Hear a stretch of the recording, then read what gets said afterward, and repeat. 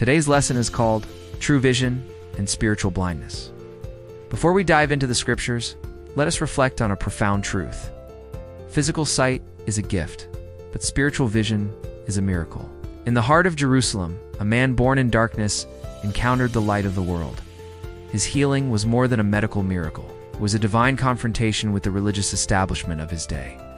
Let us listen to the testimony of a man who once was blind, but now sees. John chapter 9, verses 30 through 40 from the New King James Version. The man answered and said to them, "Why, this is a marvelous thing, that you do not know where he is from, yet he has opened my eyes." 31. Now we know that God does not hear sinners, but if anyone is a worshiper of God and does his will, he hears him. It's John 9, verse 31. This verse encapsulates the message that God's attention is not given to those who persist in rebellion, but is readily available to those who seek to align their lives with his will. The man's statement is based on his experience of Jesus' healing and his understanding of the Old Testament teachings.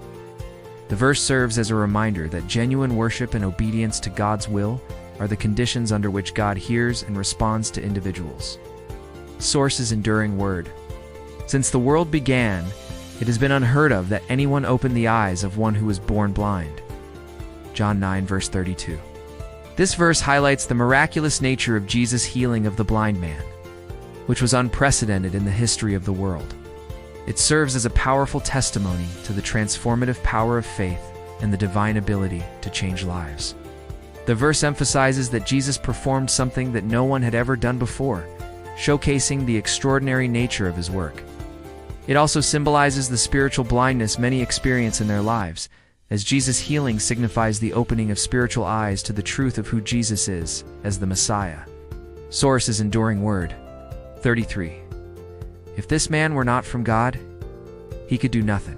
John 9, verse 33. This statement serves as a powerful affirmation of Jesus' divine authority and the significance of his work. The man's words challenge the Pharisees to consider the evidence of Jesus' miracles and the implications of his actions. It also highlights the importance of faith and the transformative power of God's work in our lives. Source is enduring word. They answered and said, "You were completely born in sins, and are you teaching us?" And they cast him out. John 9, verse 34. The Pharisees challenged the man who has been healed, questioning his authority to teach. They accuse him of being a sinner born in sins, implying that he is unfit to lead them. This moment highlights the tension between the Pharisees' rigid beliefs and the man's bold testimony. The Pharisees' response reflects their pride and their desire to maintain control over the man, who they dismiss as unworthy to teach. This commentary underscores the importance of humility and the transformative power of encountering Christ, urging believers to move from blindness to insight. Source is enduring word. 35. Jesus heard that they had cast him out. When he had found him, he said, "Do you believe in the Son of God?" In John 9, verse 35, Jesus encounters the man who has been healed, and after being cast out by the Pharisees, Jesus asks, "Do you believe in the Son of God?" This question is pivotal as it invites the man to recognize Jesus as the Son of God, which is a significant step in his spiritual journey. This moment is a transition from physical healing to spiritual enlightenment, emphasizing the importance of faith and understanding Jesus' mission and the transformative power of encountering Christ. Source is enduring word. He answered and said, "Who is he, Lord, that I may believe in him?" John 9, verse 36. Shows the healed blind man seeking to know Jesus personally so that he may believe in him, highlighting faith, reverence, and the desire for a relationship with Christ. The man's question reflects a heart moved by divine work, showing both curiosity and a sincere desire to believe in Jesus personally, rather than merely acknowledging his miracles or reputation. Source is BibleRef.com. And Jesus said to him, "You have both seen him, and it is he who is talking with you." In John 9, verse 37, Jesus addressed the man. This verse highlights the intimate and personal nature of Jesus' revelation to the man.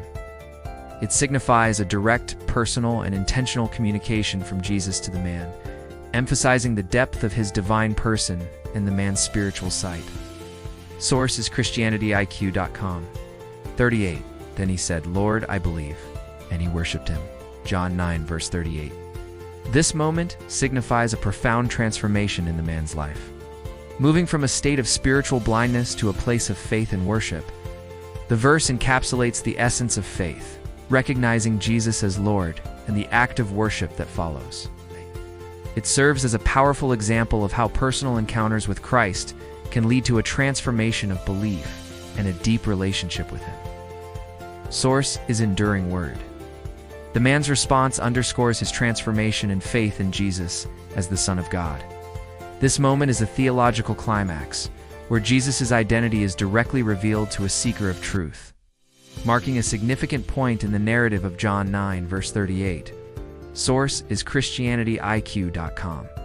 And Jesus said, "For judgment I have come into this world, that those who do not see may see, and those who see may be made blind." John 9. Verse 39 highlights Jesus' mission to bring spiritual sight to the blind and expose the self-assured who are spiritually blind, emphasizing judgment, humility, and true understanding. Source is ScriptureSavvy.com.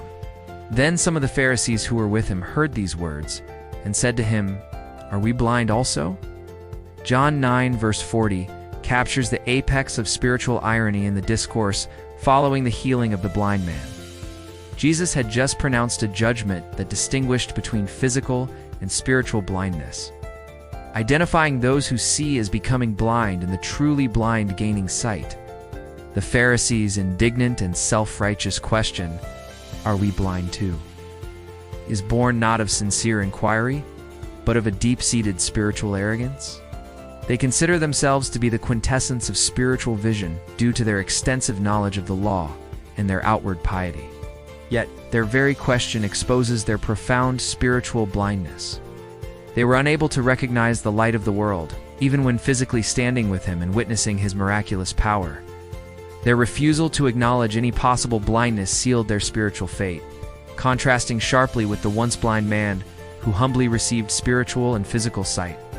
This moment sets the stage for Jesus' subsequent judgment in John 9, verse 41, highlighting that willful blindness, the rejection of truth despite exposure to it, leads to persistent guilt, whereas confessed blindness can receive mercy. Source is jcgm.org. Jesus said to them, "If you were blind, you would have no sin. But now you say, 'We see,' therefore your sin remains." John 9, verse 41. This verse highlights the Pharisees' spiritual blindness and their inability to recognize the truth of Jesus' identity.